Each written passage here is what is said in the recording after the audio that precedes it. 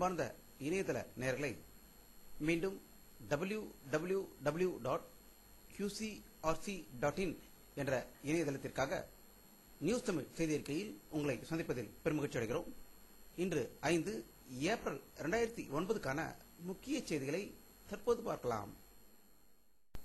ஆஸ்திரேலிய நாட்டில் விக்டோரியா மாநிலத்தில் மெல்போர்ன் நகரில் ஈழ நாட்டு தமிழர்கள் கொலை செய்யப்படுவது மற்றும் அத்துமீறி இலங்கை ராணுவத்தினர் ஈழ நாட்டிற்குள் நுழைவதை கண்டித்து தமிழர்களின் அமைதியான பேரணி நடந்து கொண்டிருந்த போது அங்கு திடீரென்று சிங்கள மக்கள் தமிழர்களை தாக்கியதாகவும் பல கார்களை உடைத்ததாக மெல்போர்னிலிருந்து செய்திகள் வந்து கொண்டிருக்கின்றன.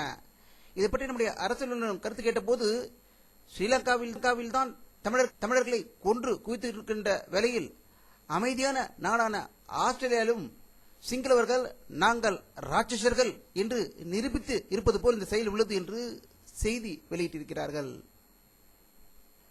மக்களவை தேர்தலில் திமுக சார்பில் போட்டியிடும் வேட்பாளர்கள் பட்டியல் இன்று வெளியிடப்பட்டிருக்கிறது. தற்போது மத்திய அமைச்சராக இருக்கும் பாதி பேர் இந்த பட்டியலில் இல்லாதது ஒரு அதிர்ச்சி தகவலாக இருக்கிறது. மேலும் பல புதிய வேட்பாளர்களை இதில் சேர்க்கப்பட்டிருப்பதும் தெரிய வந்திருக்கிறது. இதில் ஸ்ரீபெரும்புத்தூர் தொகுதியில் TR பாலு அவர்களும், மதுரை தொகுதியில் தமிழக முதல்வர் கலைஞரின் மகன் திரு மு.க. அழகிரியும், மத்திய சென்னை தொகுதியில் முரசொலி மாறன் அவர்களின் மகன் திரு தயாநிதி மாறன் அவர்களும் இந்த பட்டியலில் இடம்பெற்றிருப்பது குறிப்பிடத்தக்கது. ஈழத்தின் மீதான இந்தியாவின் மேலாதிக்க போருக்கு பதிலடி கொடுப்போம் என்றும், தேர்தலை புறக்கணிப்போம் என்று, போலி ஜனநாயக தேர்தலை புறக்கணிப்போம், புதிய ஜனநாயக புரட்சிக்கு அணி திரளுவோம் என்று குரல் கொடுத்து மக்கள் கலை இலக்கிய கழகம், புரட்சிகர மாணவர் இளைஞர் முன்னணி, விவசாய விடுதலை முன்னணி, புதிய ஜனநாயக தொழிலாளர் முன்னணி, பெண்கள் விடுதலை முன்னணி ஆகிய குழுக்கள் தேர்தலை புறக்கணிக்கப் போவதாகவும், அதற்கான துண்டு பிரச்சாரங்களை தமிழக முழுவதும் வீடுகளுக்கு சென்று கொடுத்துக் கொண்டிருப்பதாகவும், மே 1ஆம் தேதி பேரணி பொதுக்கூட்டம் திருவள்ளூர் தஞ்சையில் நடைபெற இருப்பதாக செய்திகள் வெளியாகிக் கொண்டிருக்கின்றன. நம்முடைய அரசியல் வல்லுநர்களின் கருத்து மேலும் ஒரு செய்தி மூலம் உண்மை என்று நிறுவனமாகியிருக்கிறது. மத்திய அமைச்சர் ப. சிதம்பரம் பாதுகாப்பு ஏற்பாடுகள் குறித்து ஆய்வு செய்வதற்காக ராஜஸ்தான் மாநிலத்துக்கு சென்றபோது அங்கு தேர்தல் வாக்குறுதிகளை அளித்ததாக கூறி அவருக்கு தேர்தல் ஆணையம் நோட்டீஸ் அனுப்பியுள்ளதாக செய்தி வெளியாகிக் கொண்டிருக்கிறது. இதன் மூலம் காங்கிரஸ் கட்சி அரங்கத்தில் ஒரு மாதிரியாகவும் அந்தரங்கத்தில் ஒரு மாதிரியாகவும் இருப்பது போல் தோன்றுவது உண்மை என்று தோன்றுவதோ என்று எண்ணம் ஏற்படுகிறது. சமாஜ்வாதி கட்சி சார்பில் லக்னோ தொகுதியில் சஞ்சய் தத் போட்டியிட அறிவித்ததற்கு சுப்ரீம் கோர்ட் தடை உத்தரவு பெற்றதால் லக்னோ தொகுதியில் தற்போது புதிய வேட்பாளராக சமூக சேவகி நபிசா அலி தேர்வு செய்யப்பட்டுள்ளதாக லக்னோவில் இருந்து செய்திகள் வெளியாகின்றன. முன்னாள் பிரதமர் இந்திரா காந்தியை பதவியில் இருந்து இறக்கி விட்டுதான் என்னுடைய தாடியை எடுப்பேன் என்று சபதம் எடுத்து அதை நிறைவேற்றிய தலைவர் திரு பாபு ஜெகஜீவன் ராம் அவர்களின் 102வது பிறந்த தின விழா நாடு முழுவதும் சிறப்பாக கொண்டாடப்பட்டதாக செய்திகள் வெளியாகிக் கொண்டிருக்கின்றன. ஐரோப்பிய யூனியன் நாடுகளில் துருக்கியை உடனடியாக சேர்த்துக் கொள்ள வேண்டும் என்று அமெரிக்க அதிபர் திரு பாரக் ஒபாமா அவர்கள் வேண்டுகோள் விடுத்துள்ளதாக செய்திகள் வெளியாகிக் கொண்டிருக்கின்றன. அமெரிக்கா, ஜப்பான், தென்கொரியா ஆகிய நாடுகளின் கடுமையான எதிர்ப்பையும் மீறி வடகொரியா சர்ச்சைக்குரிய விண்கலம் ராக்கெட் ஒன்றை சோதனை வெற்றிகரமாக நடத்தி உள்ளதாக வடகொரியாவிலிருந்து செய்திகள் வந்து கொண்டிருக்கின்றன.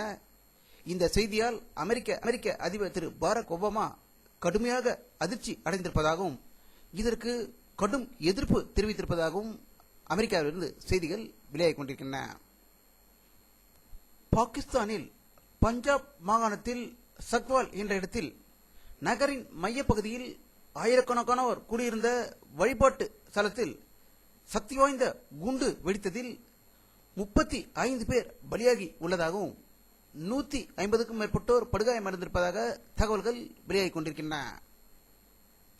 ஆப்கானிஸ்தான் நாட்டை சேர்ந்த 110 பேர் ஒரு கண்டெய்னருக்குள் அடைக்கப்பட்டு பாகிஸ்தான் கடல் வழியாக ஐரோப்பிய நாடுகளுக்கு செல்ல இருந்தபோது அந்த கண்டெய்னரை சோதனை செய்த பாகிஸ்தான் போலீசார் அதை திறந்து பார்த்தபோது அதில் 50 பேர் ஆக்சிஜன் காத்து இல்லாமல் உயிர் இழந்ததாகவும் 60 பேரின் நிலைமை படுமோசமாக இருப்பதாக பாகிஸ்தானிலிருந்து அதிர்ச்சி தகவல் வெளியாகிக் கொண்டிருக்கிறது.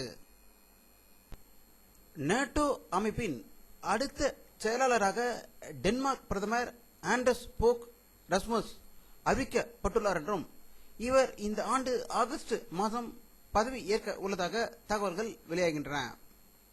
அசாம் மாநிலத்தில் லகிம்பூர் மாவட்டத்தில் லீலாபரி என்ற இடத்தில் விஷ சாராயம் குடித்து தேயிலை தோட்ட தொழிலாளர்கள் 13 பேர் பரிதாபமாக உயிர் இழந்ததாக அசாமிலிருந்து செய்திகள் வெளியாகிக் கொண்டிருக்கின்றன. பிரிட்டன் நாட்டில் இளம் பெண்கள் மிக அதிகமாக குடிப்பதாகவும் குடிப்பதால் ஏற்படும் விஷத்தன்மையால் மருத்துவமனைக்கு கொண்டு செல்பவர்களில் ஆண்களை விட பெண்கள் 3 மடங்கு அதிகம் என சமீபத்தில் எடுக்கப்பட்ட புள்ளி விவரங்கள் தெரிவிக்கின்றன. புகை பிடிக்கும் பெண்களால் அவர்கள் வயிற்றில் வளரும் குழந்தை இறப்பதற்கான வாய்ப்புகள் அதிகம் என்றும் அதனால் அந்த குழந்தைக்கு நோய் பரவக்கூடிய அதிக வாய்ப்புகள் இருப்பதாக தற்போது ஆராய்ச்சியில் கண்டுபிடிக்கப்பட்டதாக லண்டனிலிருந்து செய்திகள் வெளியாகிக் கொண்டிருக்கின்றன. வானிலை அறிக்கை 5 ஏப்ரல் 2009 பிற்பகல் 4 மணியில் எடுக்கப்பட்ட சேட்டலைட் புகைப்படத்தை தற்போது பார்த்துக் கொண்டிருக்கிறீர்கள். நேற்று வங்காள விரிகுடாவில் அதிக மேகமூட்டங்கள் காணப்பட்டது. தற்போது அவை அனைத்தும் ஒன்று சேர்ந்து தமிழகத்திற்கும் இலங்கைக்கும் நடுவில் அதிக மேகமூட்டம் இருப்பதை தற்போது காணலாம். இவை தமிழகத்தை நோக்கி வந்தால் மழை பெய்வதற்கான வாய்ப்புகள் இருக்கும். தென் மாவட்டங்களில் மேகமூட்டம் அதிகம் இருப்பதும் வட மாவட்டங்களில் மேகங்கள் இல்லாமல் வெயிலின் தாக்கம் அதிகமாக இருந்ததாகவே தகவல்கள் வெளியாகின்றன. இத்துடன் இந்த செய்தி அறிக்கை நிறைவடைகிறது. மீண்டும் நியூஸ் தமிழ் செய்தி அறிக்கையில் உங்களை சந்திக்கும் வரை உங்களிடமிருந்து விடைபெறுவது உங்கள் கே பாலாஜி. நன்றி.